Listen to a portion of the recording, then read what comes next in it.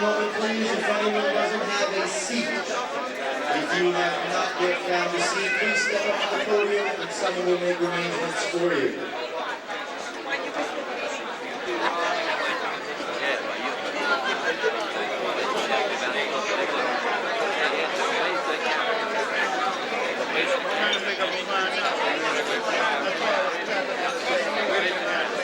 Check, 1, 2, check, 1, 2, check. Looks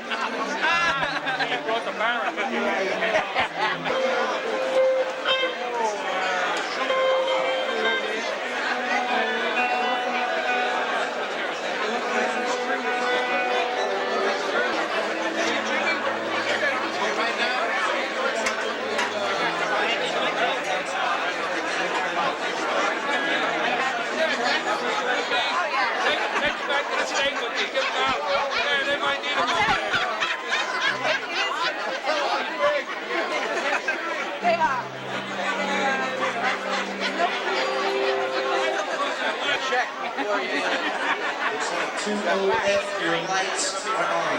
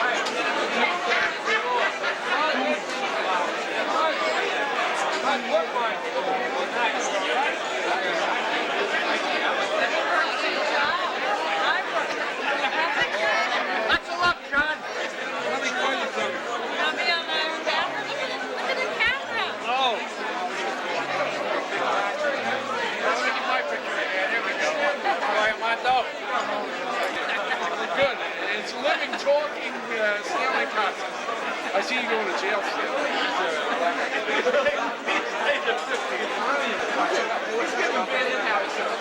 He showed up at the general law. Oh, yeah?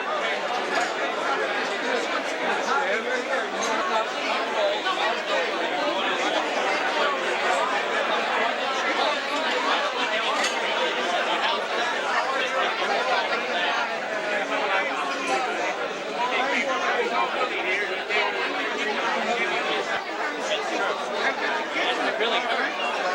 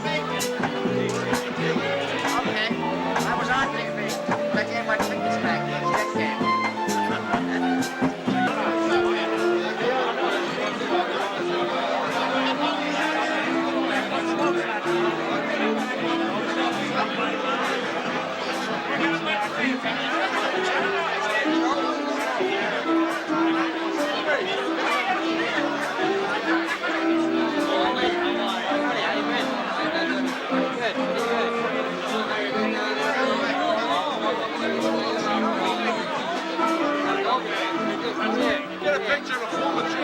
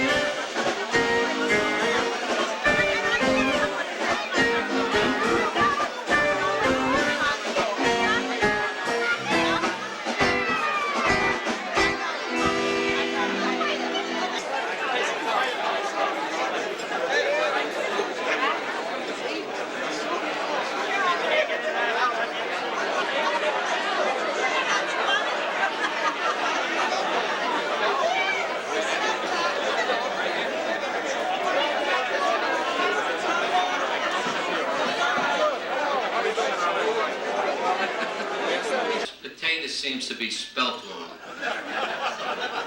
But it's not really a spelt wrong, it's a special potato. In fact, I think it's a baked potato.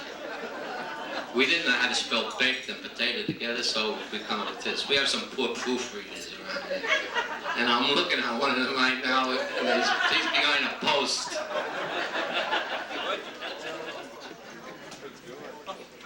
Okay.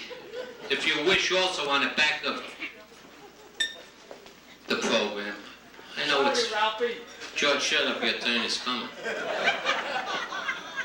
We somehow forgot to list one of our most helpful committee members. That was the gentleman who just spoke out of turn. Otherwise known as George Gursky, and I have in my notes I was going to have him stand up, but as you can see, he's standing.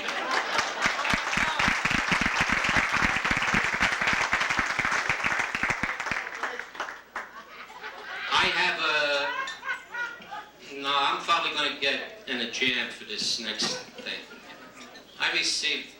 I'm John Mullins' secretary, by the way. I mean, we got some more weird things later on. Don't worry about that. I mean, that's just a mile. You know, I didn't want to open this letter. It was marked personal, but when I got a whiff of that perfume, Mary, please bear with me. I mean, it's best that you know these things. But the strong smell of the perfume on this letter, I couldn't resist the temptation, so I opened.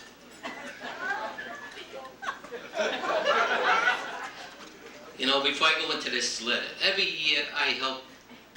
I'm ordered to tell a few jokes at the annual St. Patty's Day dinner down at the casino in the park. And he gives me a couple of minutes. He's so generous. You know, he pays me such good money to do these jokes, right? Every time I turn around, he gives me this, you know. Tonight, John, this is my show, so you just sit there and shut up, okay? That's it. Okay, to get on with this letter. Probably embarrasses me, too, to read something. It begins, you probably don't remember me. What do you know, some Carlos? I don't know. You just got back from Puerto Rico. What the hell would you know that I don't know? guy wears a tuxedo one night in the year and he's making a spectacle of himself. It keeps on. I am an old flame of yours from back in '47. At the time, I was living in North Bergen.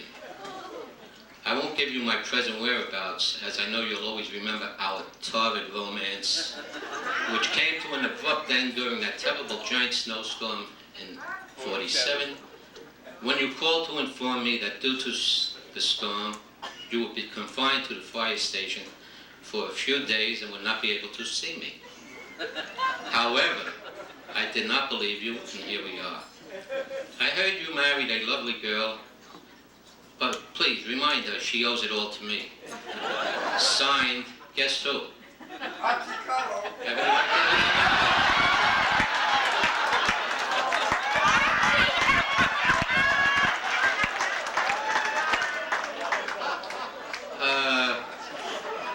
I also spoke to Jim Dixon. You remember Jim Dixon? Well, we had a firefighter named Joe Law. And the same Joe Law was fooling around with Jim Dixon's girlfriend.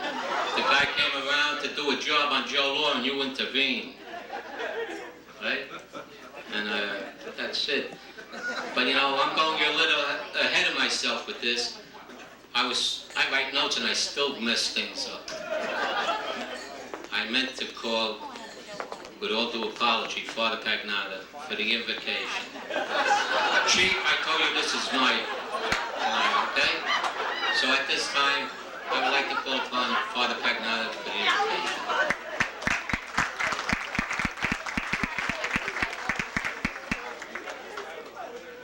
It's always good to have a prayer after dinner.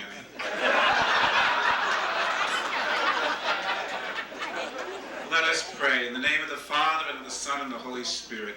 O God, our Father, as we pause at this time, at this happy occasion, to acknowledge you and your existence in our lives, we pause to give thanks for all that you give us in life, but most especially to give thanks for the opportunity to come here this evening and to honor our honoree, Chief Jersey City Fire Service, John T. Mullins. We thank you for the opportunity that we have had to have him in the fire service in the city, for his leadership, and for his spirit that he has given to all of us, but most especially for the friendship that we share with him. We are grateful for the moments that we have had together. We thank you for the opportunity of coming here this evening to enjoy each other's company. We thank you for the gifts we partake of, and we ask your presence with us in all that we do. In the name of your Son, our Lord Jesus, who lives with you in the Spirit, one God, forever and ever. Amen. In the name of the Father, and of the Son, and of the Holy Spirit. Thank you, Father. Now, our next agenda, we have to fatten up Irvin Johnson here. No, I'm not insinuating that the Catholics, you know, we take good care of you, though, Father, right? Okay, at this time, we're about to be served dinner, and before we go into our next segment of the dinner, we'll have a little entertainment from Ralph J., and I'll be back with you later. Thank you for your attention so far.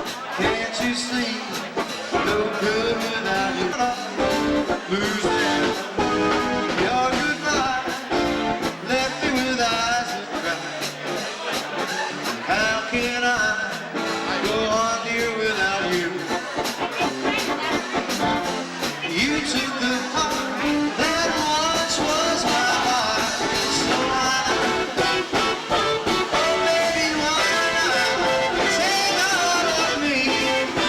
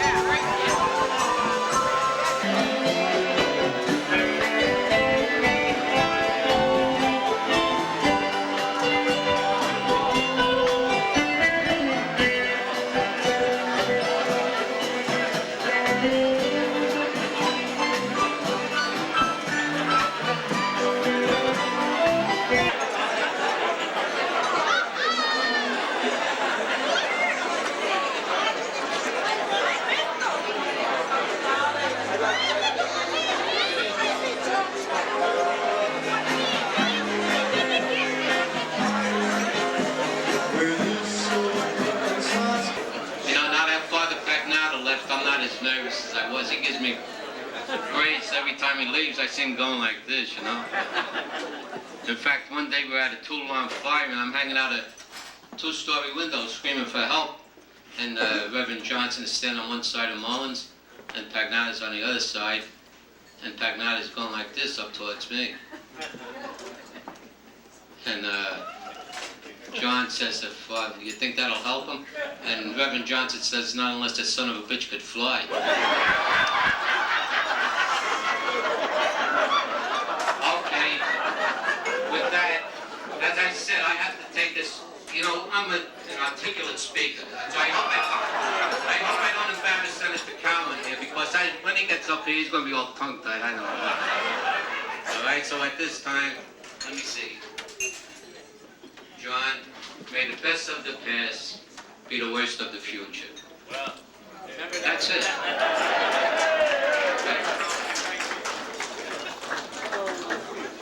Okay. I guess you know, I'm doing everything else this week. But this broom signifies something. Chief, does this broom bring any memories to you? It was used by an ex-polo player named Butler. And I hear he came within a half-inch of killing a guy. Later on, maybe you could give us a little insight into that story, Chief. But how come I never hear none of this stuff in the office? I've been with John about, I'm going to call you John whether you like it or not. You could send me where you want tomorrow. You can make me assistant to the assistant to the assistant director. I don't know.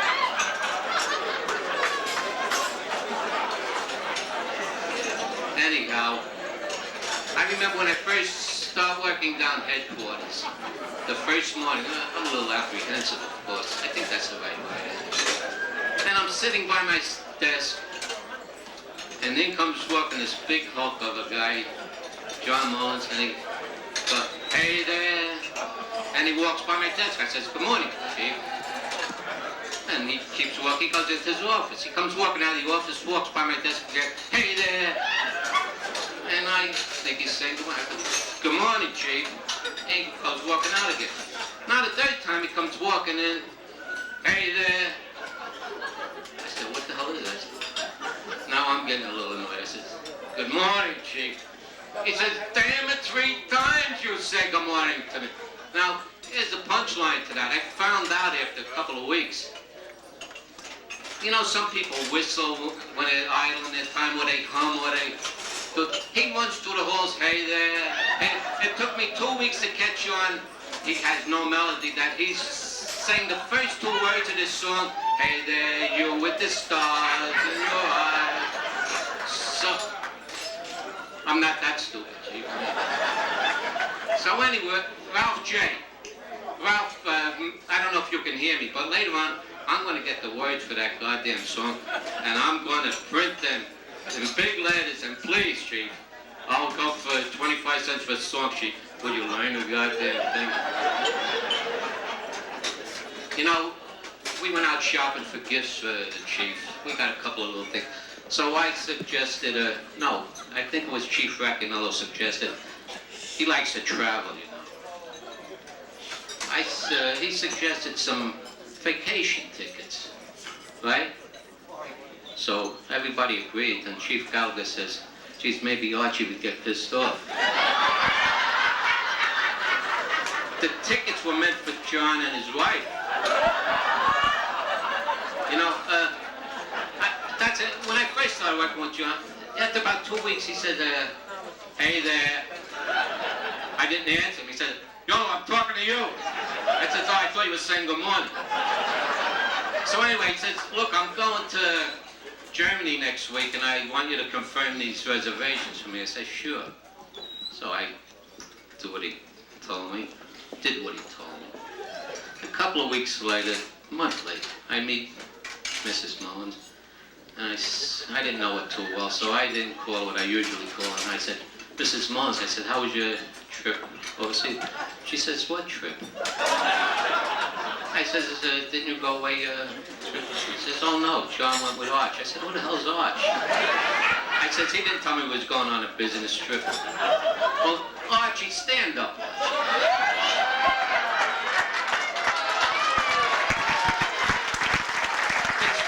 bad enough that he had the mail secretary, but who the hell would travel around the world with a guy that looks like that?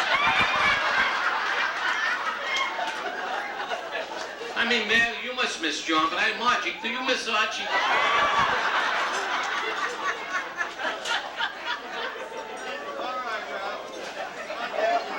And you know, the last time they came, they went to Denmark.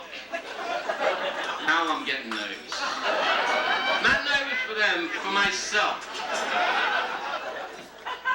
The day before, the guys in the headquarters must have known I was a little nuts. I said, Ralph, what's wrong? I said, you know what goes on in Denmark with them sex change? I said, if Mullins comes walking through that door when he gets back and he winks at me, I'm jumping through that goddamn window. But thank God, everything went fine. You know, we have a Vic Carpenter and Sammy Manzo with us tonight. And you want to stand up, Sammy? And Vic probably is standing if somebody wants to put him on their shoulder. Money for more than 30 years, forget about it. Vic Carpenter just had a heart. You're out. Let's get some of this baloney out of the way before we study.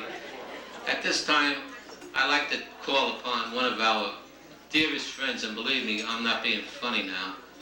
This man has done so much, not only for the citizens of Jersey City and for the senior citizens, but he's done more for the fire department. I don't only mean Jersey City in particular. At this time, at the same time, I'd like to congratulate him, not making this a political thing, on his recent election victory. Ladies and gentlemen, Senator Tom Cowan.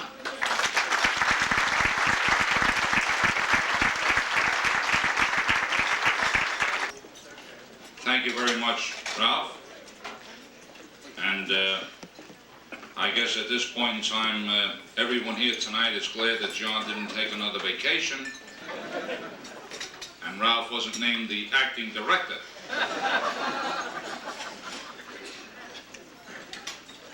It's an extreme pleasure for me to be here this evening. I've had some very good experiences with the fire service in the state of New Jersey in my 10 years in the legislature, but particularly with John Mullins and the Jersey City Fire Department, whom I came to depend on for much of the counseling and advice that I needed as a novice in an attempt to bring the fire service into the full focus that it deserved to be in the state of New Jersey. And I can proudly stand here with you tonight and say it was because of John Mullins' input of the Jersey City Fire Department, the late Senator John Caulfield, the fire director of the city of Newark, who was the chairman of the Fire Safety Study Commission in the state of New Jersey, that was able to bring, hopefully, over the course of time, and only time will tell, the type of job we hoped that we could present for the long term in fire safety and prevention in the state of New Jersey. There are so many things I would like to say here this evening on behalf of John, but probably two of the things that I could relate to you are the time, perhaps about 5 years ago, if I remember correctly, I was still in the Assembly, serving as the chairman of the Transportation and Communications Committee when we had a rather disastrous fire in the path system.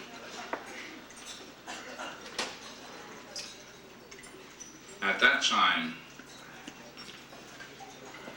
again as a novice, trying to understand fire service. We called a hearing here in Jersey City, and there are some people here this evening representing the New Jersey, New York Port Authority path system who can relate to this very well. And I was shocked to find out that a system such as PATH, which at that time was carrying thousands, hundreds of thousands through the year of passengers between the state of New Jersey and the state of New York, and they did not at that time have a system to service fires that would occur within the tunnels. I'm sure many of you can recall the headlines at the time. Today, through the cooperation of those same people who are sitting here tonight, and I certainly would be remiss if I didn't mention a former Jersey Cityite who is sitting with us this evening honoring John and is serving as the manager of the PATH system today, a young fellow by the name of Dick Kelly, who happens to be sitting over here. You still here, Dick? Would you stand up, please, Dick?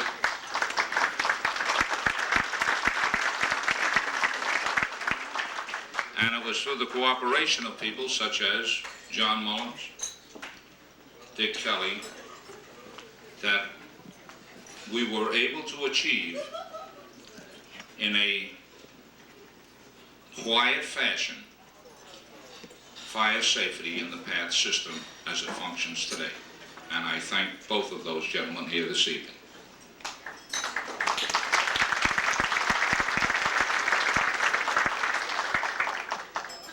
And at this time, John, I would like to present to you a citation from the state of New Jersey. It's a Senate citation.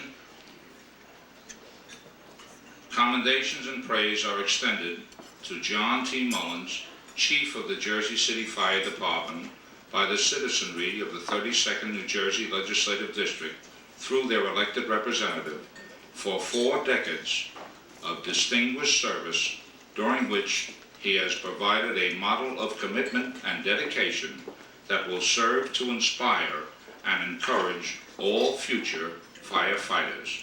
Thomas F. Cowan, Senator. Congratulations.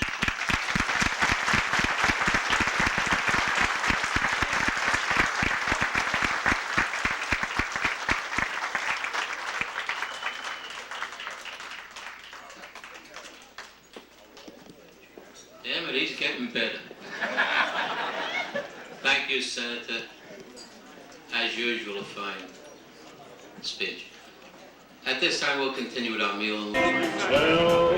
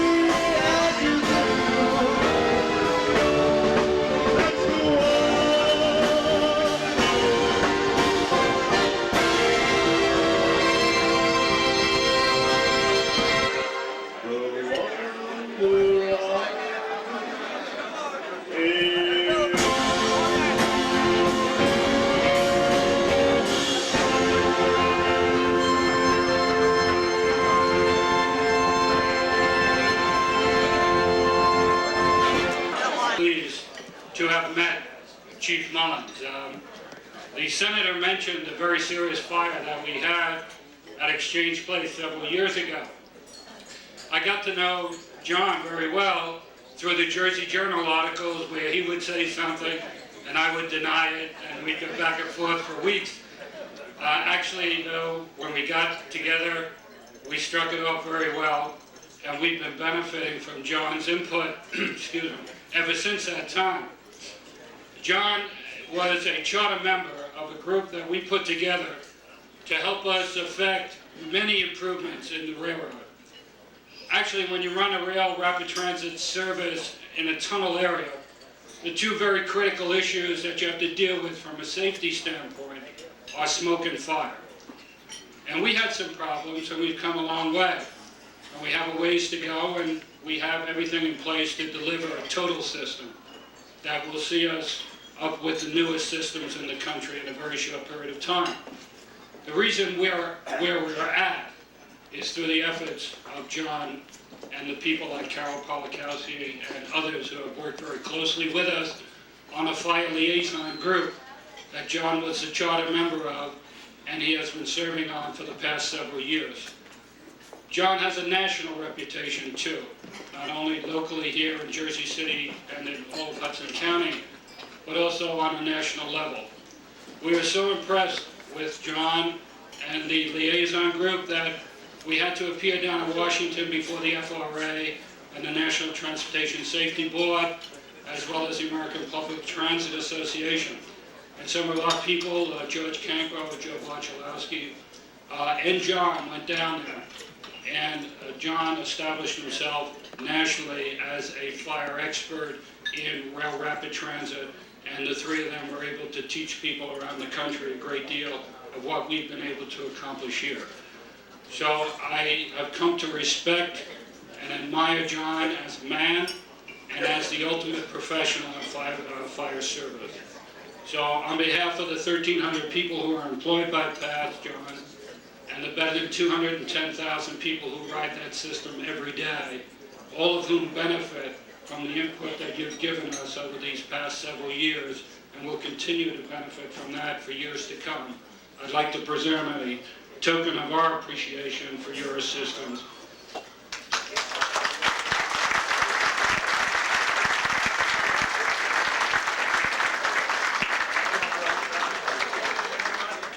I have to say something.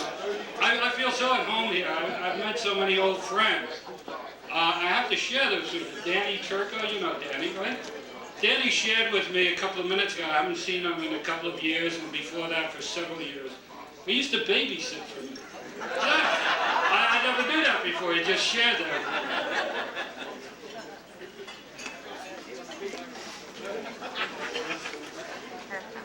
Can I read this, John?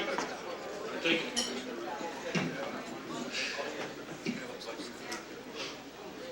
John T. Mullins, Chief, Jersey City Fire Department.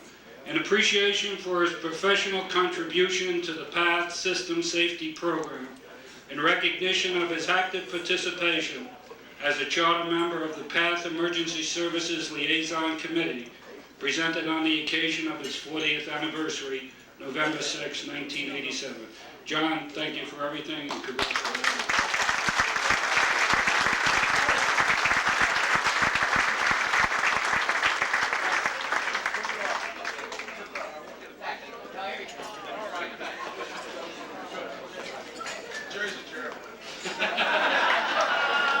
Tonight, everybody's so astounded that I'm been as behaved as I have, but you know, having Dick up here, his name has nothing to do with it, please. Pat. The other day, I got on a train, 33rd Street, Pat's train, and I sat next to this lovely young lady, and she was reading a novel, a book, whatever you call it, and the title of it was The History of the Penis. It struck me kind of funny. I mean, it is a funny title, right? And I start chuckling. She turned to me, she said, "You find something amusing?" I said, "Tell you the truth, the title of that book, it is amusing." She says, "Well, for your information, young man," she said, "it's very informative." I says, "Oh, yeah?" She said, "Yeah, you know what it says in here? It says, the Greeks, as you know, they're great lovers, and their penises are long and thin. And she says, the Indians, they have short, fat ones." And now she closes the book, and we forget about it. Now we start talking about current events and the weather, and my stop comes up at General Square, and I'm about to get off the train. She says, "By the way, what's your name?" I said, "Tanto Papalatus."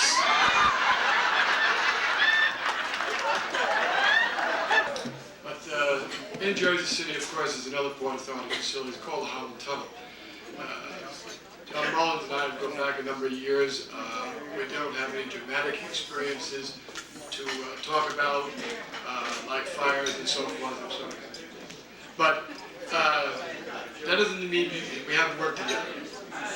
We work very closely together. On our responsibilities, he's very pleased to come whenever we ask for his help. think maybe summarized very quickly by the wrapping that's on this gift. My secretary thought I was going to a shower. But it says, for one of the good guys. So, Chief, you open it, and I'll tell him what it says.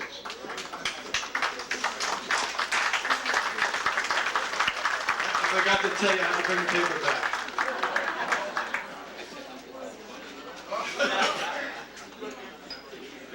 John T. Mullins, Chief of the Jersey City Fire Department. In recognition of 40 years of outstanding service to the community of Jersey City and the professional assistance provided to the Holland Tunnel and thousands of motorists who use this facility every day. November 6, 1987, presented by the Tunnel, Bridges, and Terminals Department of the Port Authority of New York, New Jersey.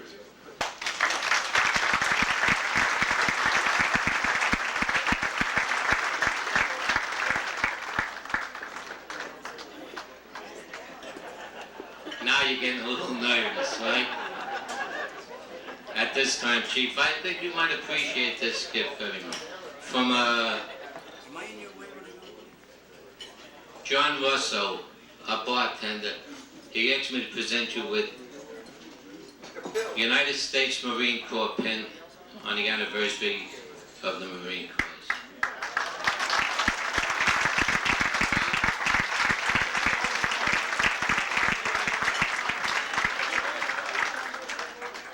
Recently there was a terrible plane crash, and miraculously there was one survivor. This guy survived, and he's crawling away from the wreckage, and he's in shock. And he looks ahead of him, and he sees a mirage. He crawls towards the mirage, and who is it but a guy leading a donkey? And sitting upon his donkey is a woman. And he looks up at the guy leading the donkey. He says, "By any chance, would your name be Joseph?" He says, "Yes, my name is Joseph." He says, "Tell me, Joseph, would that be Mary sitting upon the donkey?" He says, "Yes, that's Mary." He says, "Joseph, would you have a son named Jesus?" And Joseph says, "Do we look like Puerto Ricans?"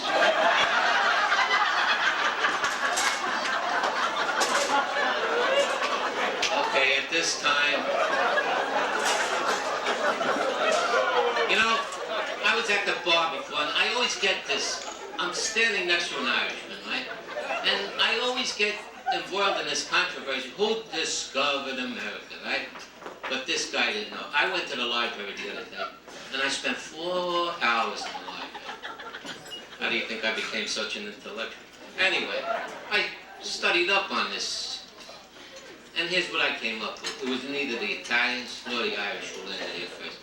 It was the Scandinavians. They were followed by the Vikings. They were followed by the Vikings. The Vikings were followed by the Polish. The Polish were followed by the Irish.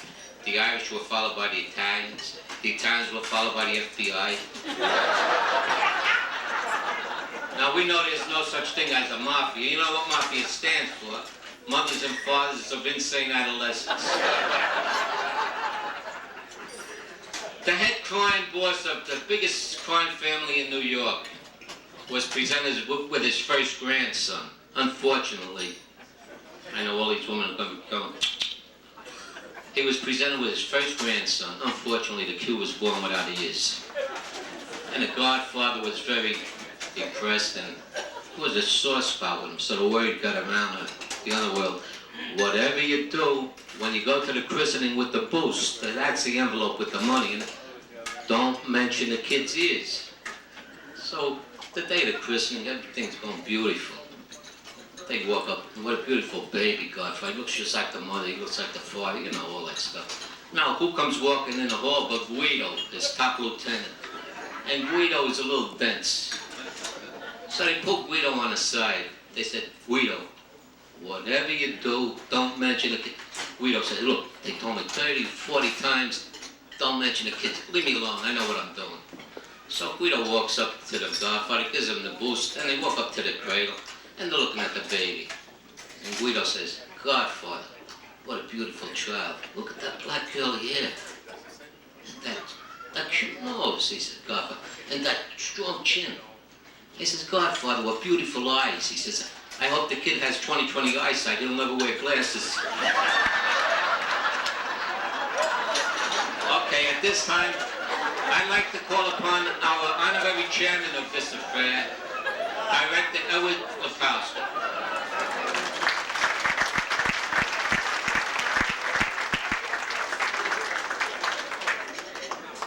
Chief Mullins, his lovely wife Mary, his beautiful daughter Denise, Senator Cowan, the former chief of the department, I'm sure Chief Mullins will mention his name, Mal Lee. Chief, where are you? Will you stand? It's great to see you. It's great to see you.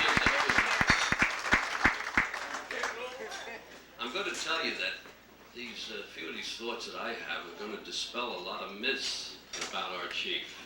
He's a fellow that in the fire service is known for his old-fashioned virtues of hard work, strict discipline.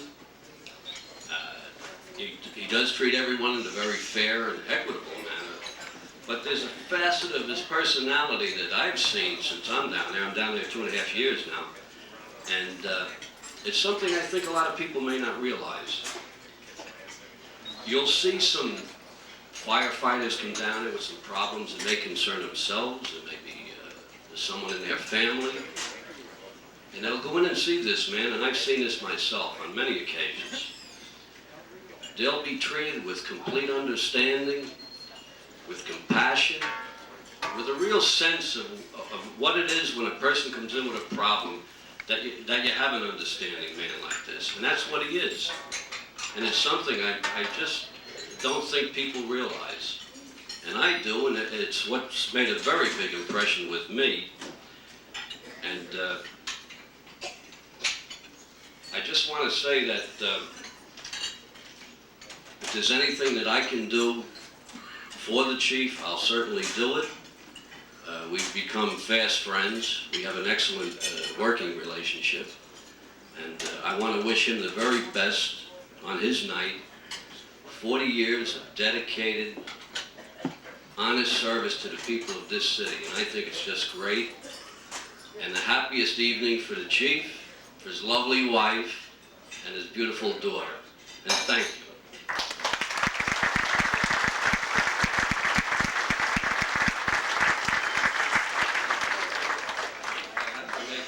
Presentation to you. We have a watch.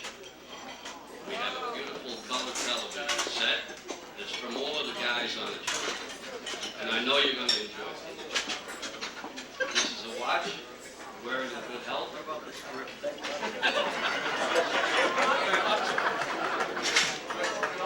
Mary Mullins suggested the TV set. I don't know if she wants him to stay up in a bedroom or what.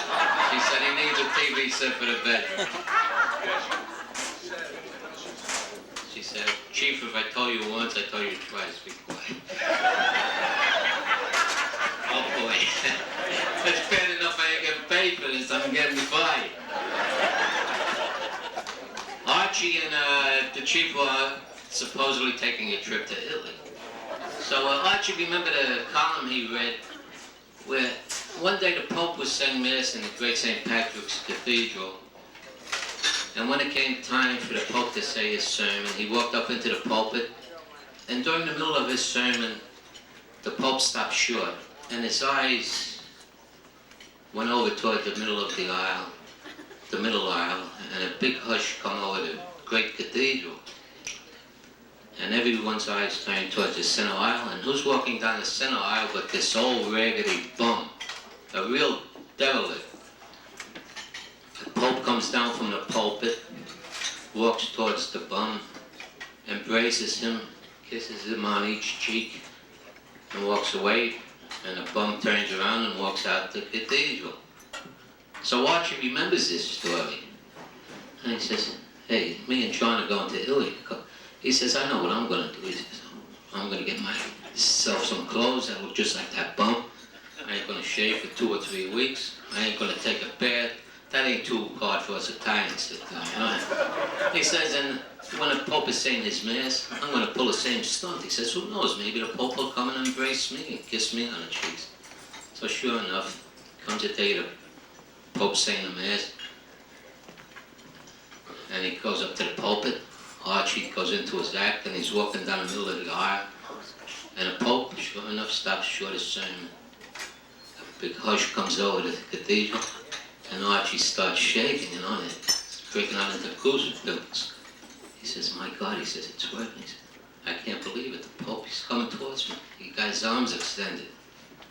He puts his arms on Archie's shoulders and goes on one side of his face and said, "Didn't I tell you last year to get the hell out of here and stay the hell out of here?"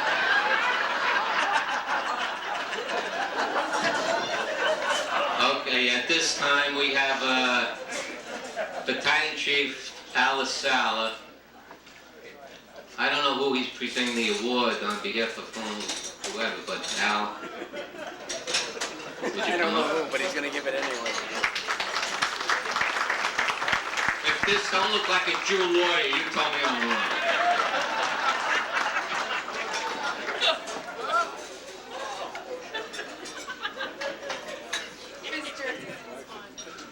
Well, this award is given on behalf of the United States Treasury Department, Bureau of Alcohol, Tobacco, and Firearms.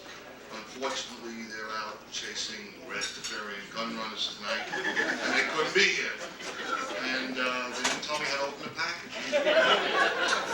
First of all, I'd like to say I'm not going to call you John. I'm not going to tell you to shut up. I have half that time, and I'm 2 grades below. So we'll dispense with that. There's a little letter that comes with it, and there's a story behind this. As most of you probably know, the U.S. government doesn't give anything away for nothing. And the reason why Chief Mullins is getting this plaque from the Treasury Department is that his leadership in Hudson County in forming an arson unit, a full-service arson unit in the fire department. It's the only one in Hudson County in the fire service.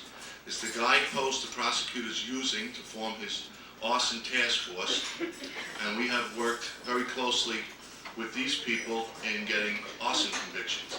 And they're very grateful, and this is an appreciation plaque on behalf of Alcohol, Tobacco, and Firearms.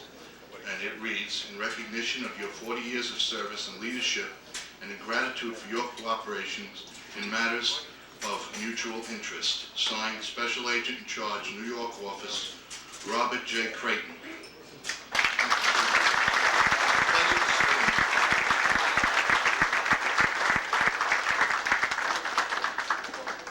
There is really one dedicated man, and he saves untold amounts of dollars in his arson investigation. He's really on the job 24 hours a day. I think Al deserves a hand. Really. Okay, at this time, I would like to call upon Sergio Lamboy, who represents the Hispanic Society of Hudson County.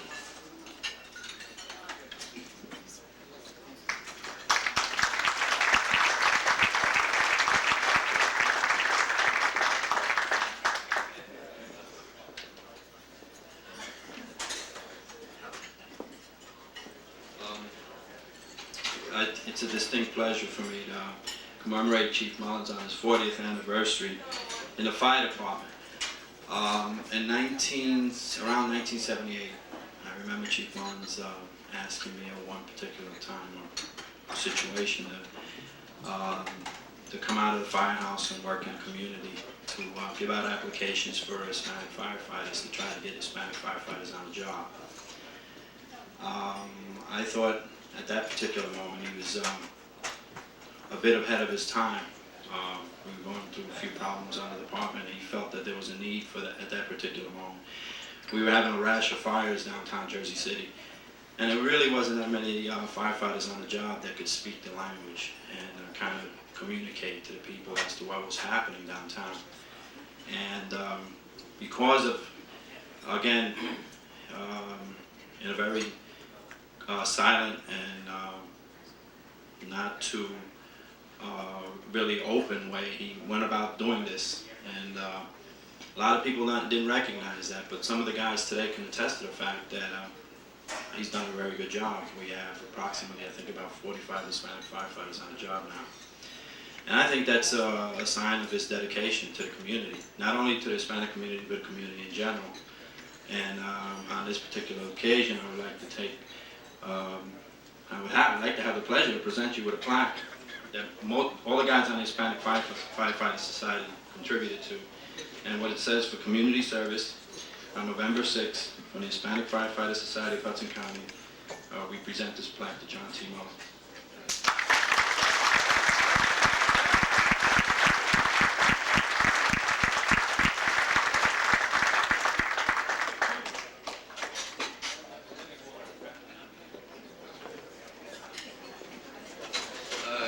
Before we go any further, I'd like to read a telegram. This is legit. John T. Mullins, congratulations on your 40 years in the department. Wish we could be there. Peg and Joe Schetzel.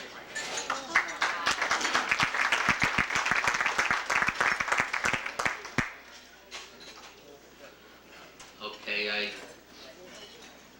at this time, unfortunately, Mayor Cucci cannot be with us tonight.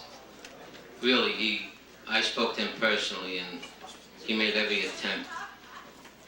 And on his behalf, presenting a citation, I would like, well, before we get into that, I don't want to be remiss and forget to thank the committee, Deputy Chief Frank Racanello, Deputy Chief Joe Gallagher, and his wife Joanne, who helped us immensely tonight.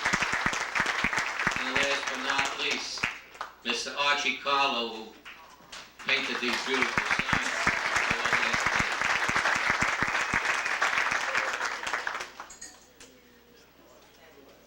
A friend of mine, he's a little stoopy-eyed, and his wife, she has a glass eye. And every night she puts this glass eye into a glass of water. And she leaves it in the bathroom sink on the ledge.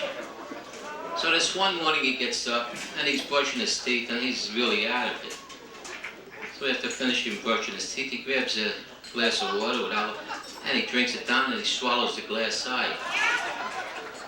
Now during the course of the day he develops stomach cramps. So he tells his secretary to make an appointment with the doctor.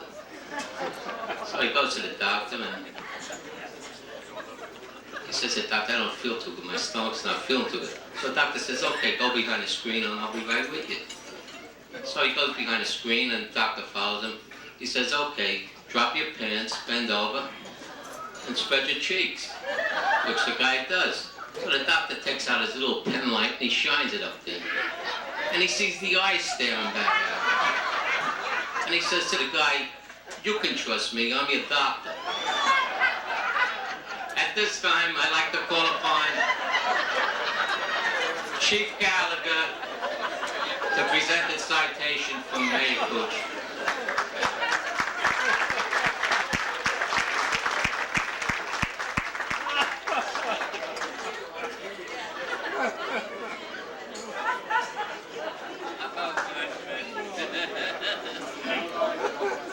Thank you.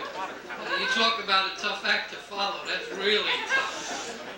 Chief, before I read the proclamation from the mayor, I'd just like to add my congratulations on your 20th anniversary for your dedication to the people of Jersey City and the Jersey City Fire Department. We know that under your leadership, the fire department has remained strong and vibrant, even through many trying times. And for that, we truly thank you. And I must add that it's been my pleasure to work with you for the past 2 years down at headquarters. And I hope to remain here for some time with you. The proclamation reads as follows. Office of the Mayor, City of Jersey City, New Jersey. Anthony R. Cucci, Mayor. Citation. Fire Chief John T. Mullins, 40 years of firefighter. This citation is presented to John T. Mullins, Chief of the Jersey City Fire Department, with the congratulations and best wishes of the residents of our community as he celebrates the 40th anniversary of his appointment to the department. Chief Mullins, a native and lifelong resident of Jersey City, attended local schools and is a graduate of Lincoln High School. During World War II, he served 3 years in the United States Marine Corps. He became a member of the Jersey City Fire Department on November 1st, 1947, and he was promoted to the rank of captain in 1954, to the rank of battalion chief in 1964, and to deputy chief in 1971, and to the rank of chief in 1978. It has been a career born of a deep-rooted and abiding sense of duty, love of the firefighter's profession, and a tremendous amount of courage. Behind the leadership of Chief Mullins, the officers and the members of the Jersey City Fire Department have consistently given outstanding service to the public, and the department is recognized and honored as among the finest in the state and the nation. We are indebted to Chief Mullins for his personal dedication and courage that has contributed to this greatness of our fire department. In presenting this citation to John T. Mullins, I, Anthony Arcucci, Mayor of the City of Jersey City, on behalf of all the residents of our community, hereby express our gratitude to him for the 40 years exemplary service he has given us.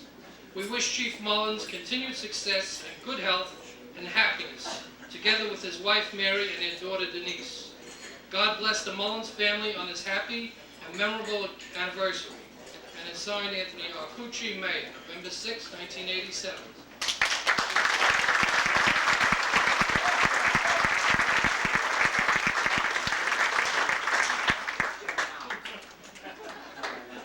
Okay, at this time, I would also like to thank Captain Larry Kelly, who's always there with his camera. And the last minute, we had an unfortunate experience today at the swearing-in ceremony. One of our firefighters, who was supposedly supposed to take the video pictures tonight, took ill at the swearing-in ceremony, and he's associated with Battalion Chief O'Neill. And the last minute, believe me, it was the last minute, we called upon Armando Roman, who was kind enough to donate his time. Thank you. If there's anyone I neglected to mention tonight, you'll have to excuse me, and you'll understand. At this time, I would like to call upon the President of the Exempt Association, Willie Davis, who's been a tremendous friend of us, and he does wonderful things for the retired men, for any guy on the job.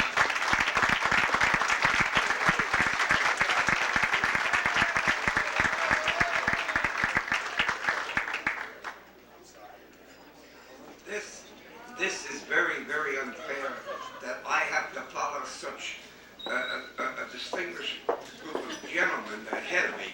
And my daughter just presented a nice bouquet to Mrs. Mullins. And I'd like to present this plaque to John. And there's no big speech on it.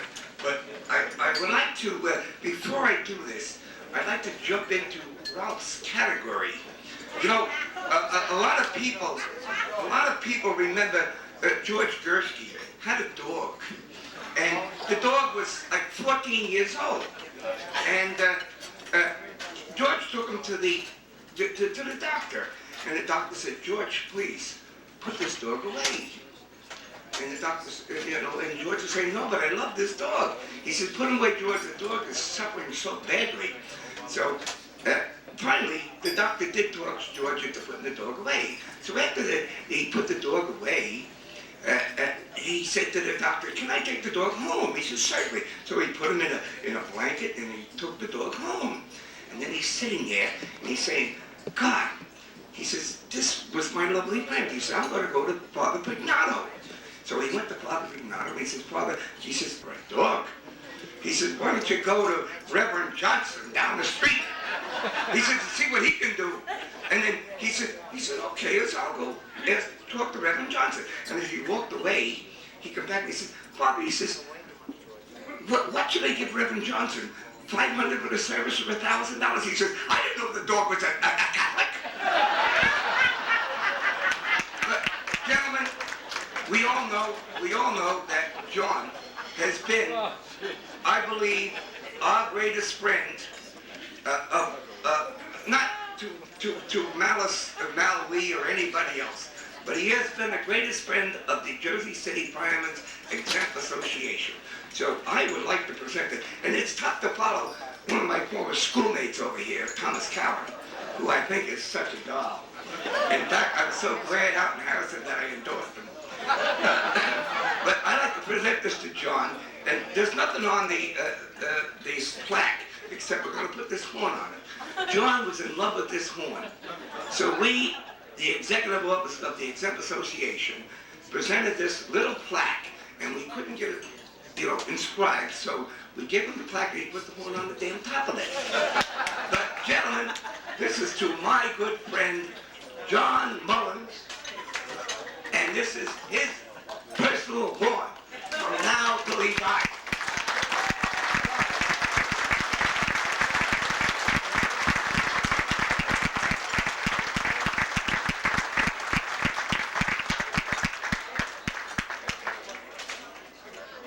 Okay, before we call upon our next speaker, which will be our last speaker, I guess we're all familiar with Quasimodo, the famous bell ringer in Notre Dame Cathedral, right? Well, it came time for him to retire. So they put an ad in the local newspaper for a bell ringer. So, it takes a lot of strength to ring them bells. So all these big burly guys show up to show off their wares and how they can ring the bell. And one by one they go through their paces. And who's on the end of this line but this poor unfortunate fella who has no arms? So the sexton says to him, look, he says, you applying for the job, how in the world can you ring bells without arms? So the guy says, please, give me a chance. He said, I have a big family, I don't have a job, he says, just give me a chance. So the guy says, oh, let me see what we can do. So the guy with the no arms takes his paces, and he takes up a full head of steam, and he goes crashing into the bells with his face, bang, bang, bang, and he rings every bell miraculously. As loud as Quasimodo rang with two good arms. So they say, hey, the guy with such dedication, you got the job. So he takes the job, and everything's going along smoothly for a few weeks. When one rainy day, the guy goes into his bell ringing thing, and he's running along the wet pavement, and he slips and he falls from the belfry to his death. Now he's laying on a pavement, and he's dead. And a big crowd gathers, and a cop is standing there, and who comes walking up but Quasimodo? And the cop says to Quasimodo, Quasi, he knew him well, he called him by his face. He said, Quasi, do you know this man? He says, no, but his face does ring a bell. But that isn't the end of the story. Now they have to get a replacement for this poor unfortunate guy. And the same thing. The big burly guys come and apply for the job, and who's on the end of the line but the guy's twin brother who also has no arms. And he goes through the same thing, and he just as apt at this as his brother, he gets a job. And wouldn't you believe what happens to him? The same fate befalls him. He slips on the wet pavement one day, falls to his death. And the crowd gathers, and the same cop standing there, and Quasi comes up, and the cop says, Quasi, you know this guy? He says, no, but he's a dead ringer for his brother. At this time, I would like to call upon our honored guest, Chief John T. Mullins, who would like to say a few words.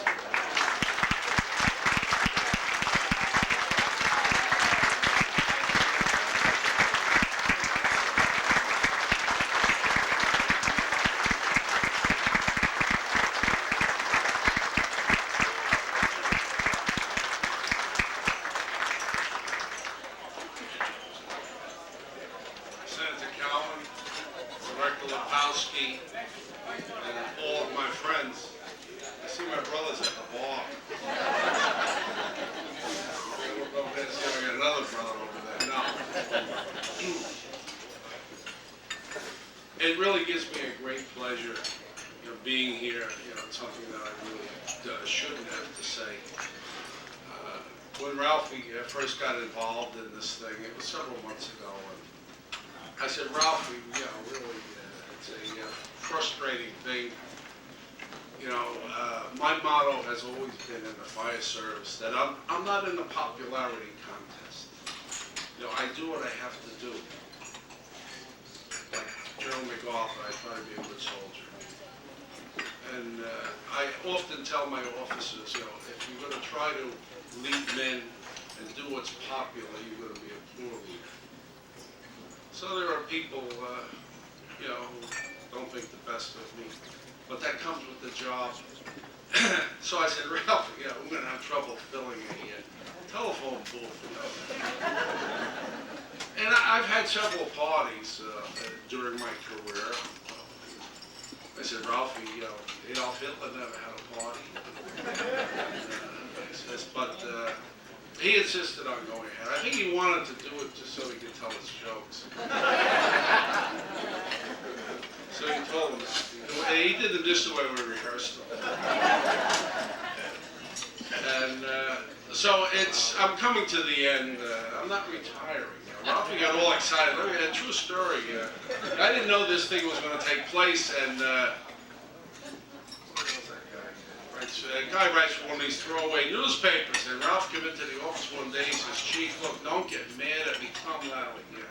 He says, Chief, don't get mad at me. I says, all right, Ralph, what the hell did you do again? He says, there's a thing in the paper. It says they're going to have a dinner for you. It's being planned, and you're going to retire. I said, Ralph, hey, not yet. I said, what are you doing? He said, I figure you get all excited and be mad at me, but that was the first that I knew that this was planned. Before I go on, you know, I really owe a lot to Ralphie. He did a lot. He did a lot of it by himself. He did have Frank. He did have Joe Gallagher. He had Archie and Big George. But a lot of all the credit goes to Ralphie. He put it together, and Ralphie was really great.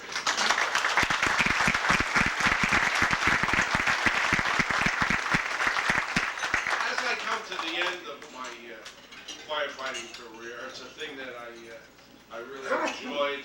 I gave it my best. Maybe we'll sing a song. My way.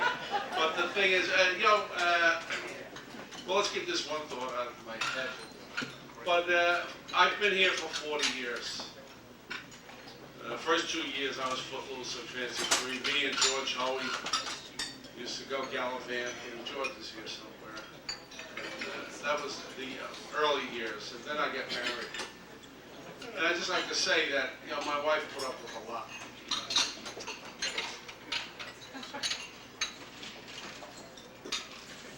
38 years. But she, you know, we owe her a lot.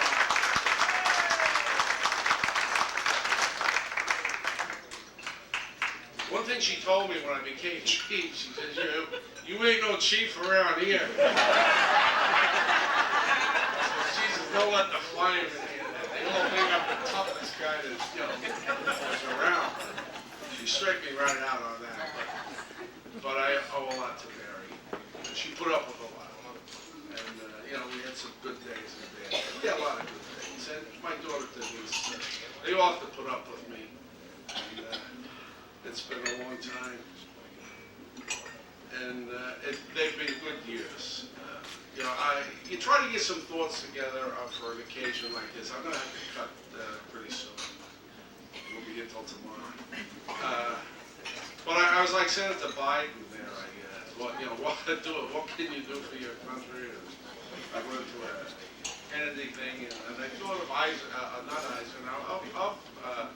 MacArthur, who was a great leader. And he did say, you know, I tried to be a good soldier. And this is, if you sum up my career, I try to be a good fireman. And as the book says, in the old question, Mal and Jim Duncan, we all studied together. There used to be an old question, you know, how will you get the men to follow your leadership? And the answer they wanted was that you would obey the same rules that you set for them. And this is the way I've always done it. I'll do it. I want you to do it the same way. And you know, we've got a good department. This morning we had all type of accolades from the council. One thing they can always say that they never get complaints about usually a fire department. I have a lot of chiefs here tonight, but when they go home, we are the people who perform. We can't put you on hold. When you call us, we have to be there. So, to all of my friends, there are a lot of important people here. I feel that they're honoring my family. These men who have taken time from very busy schedules. I don't know who's running the railroad. I don't know who's running the tunnel. But they're very important people, and they've taken time. Senator Cowan. I feel they're not honoring John, they're honoring the fire department. I represent the fire department. And for that, I do have some of my fellow chiefs. I don't want to start naming people, because I know I would skip some, but there are many chiefs from other cities. There's one fellow here, I'll just mention him, because no one ever sees him, Stanley Costa, he's the chief of New York. When he came in, I said, I'll probably be bringing him cigarettes, because he's being fined $8 million by the state. Stanley will come see you. But these are important people, they have important duties, but they've taken time out to come here, to pay this honor to Jersey City. And for this, I thank you. One and all, I thank you.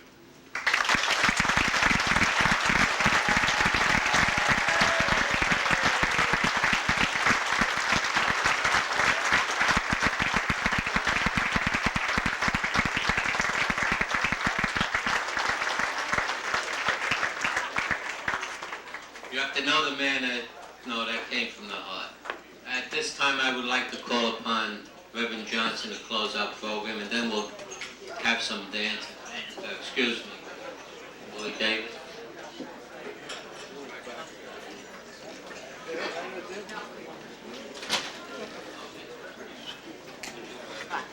Okay, I neglected to mention a few people who are in attendance here. I'll turn it over to Willie Davis. Well, I don't know all of them, but we do have the president of the New Jersey State Exempt Association, Frank McKeno, sitting over at my table over there. We have Ernie Greenwald in the audience here with Chief Flaherty someplace. They were here. I hope they didn't leave yet. Where are they? Ernie. Thank you, Chief. Thank you, Ernie. Miller from Bayonne, who is the fire marshal, is it?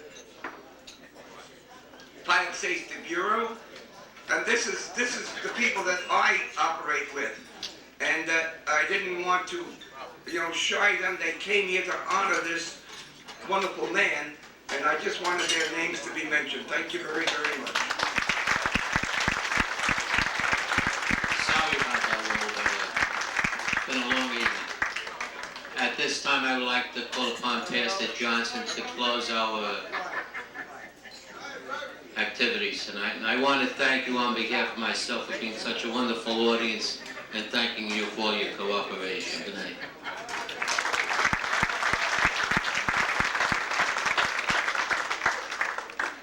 Before we close with prayer, don't have many opportunities to talk to the chief on an occasion like this. I would like to add a few words of my own. In my work as a minister, I appreciate dedication. I appreciate faithfulness. I appreciate a sense of duty. And I'm certainly concerned about life. And I have a very deep appreciation for what I see in the Jersey City Fire Department as a chaplain now for 14 years. And to me, there is nothing higher on this earth than a human life, and any person who will risk their own life in the service of others, to me, that's really going someplace. So I'm very happy, Chief, that you're honored here tonight. And 40 years is a long time, and you must love your work. And that's nice to find. It really is. I'm 30 years in the ministry, and a classmate of mine retired, and someone spoke to me about retirement. Why should I retire? I like what I'm doing. I don't want to stop. I got the feeling that's the same way with you. Let's close with prayer. Dear God, we thank you for times like this when we can come together to honor a man who has served our city so well and long and faithfully. We thank you for the support of his family and for his officers and all those who serve under him. We pray for your blessing upon him in the years ahead, that he might continue to enjoy his work and serve the citizens of our city. And now be with us as we celebrate this occasion. In the name of Christ, amen.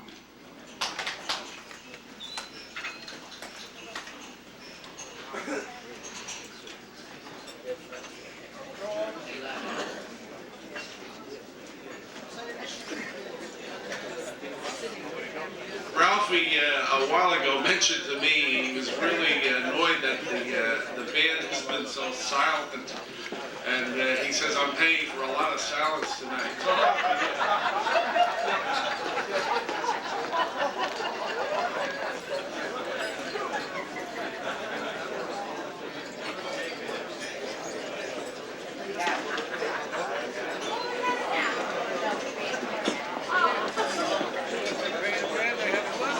All right, we still have over an hour left. We're going to be here quite a while. Let's enjoy it.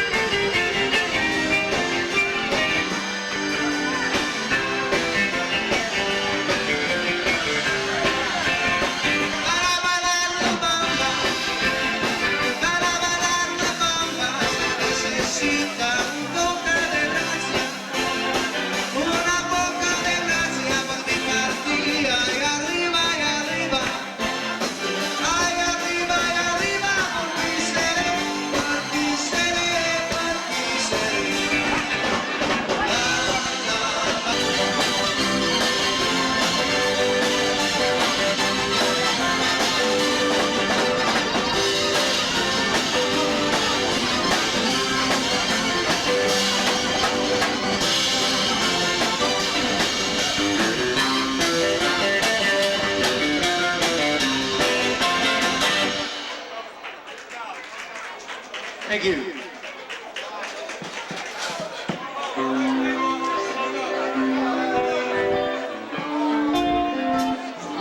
Are you lonesome tonight?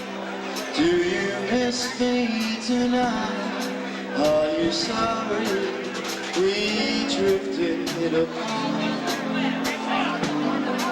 Does your memory stray to a bright? Let me call